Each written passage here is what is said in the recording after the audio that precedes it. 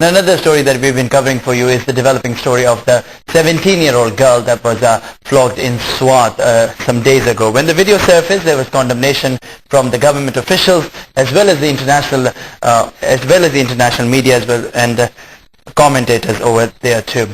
Now, the Muttahida Qawmi movement observed a countrywide day of condemnation against the same incident in Swat. Abdul Sattar reports on that. Almost all political parties have condemned the flogging of a girl in Swat, but the MQM went a step ahead by organizing a big public gathering in Karachi.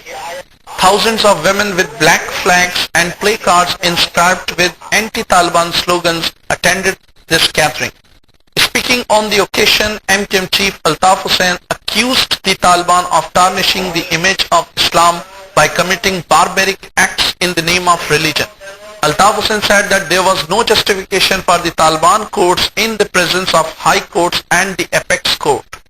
The MQM chief criticized those scholars and religious parties who justified this public flogging on one pretext or another.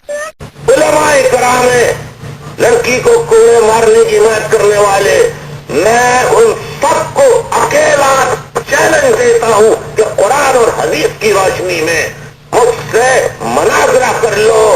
अगर तुम कामयाब तो मैं सजा काटूंगा और अगर मैं कामयाब तो मैं अल्लाह से कहूंगा तुम्हें हिदायत दे और माफ कर। The MQM dubs this public gathering a referendum against Talibanization. It was a referendum against Talibanization of Pakistan and particularly Talibanization of Karachi.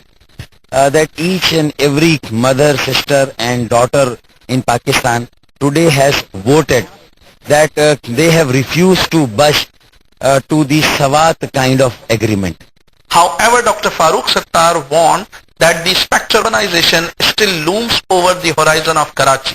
There have been indications and claims by the spokesman of local Tehreek-e-Taliban that they have a presence in Karachi and they can, whenever they will feel like and want, they can take over Karachi also. But these claims of the MQM always offend the Awami National Party that sees no threat of Talibanization in Karachi.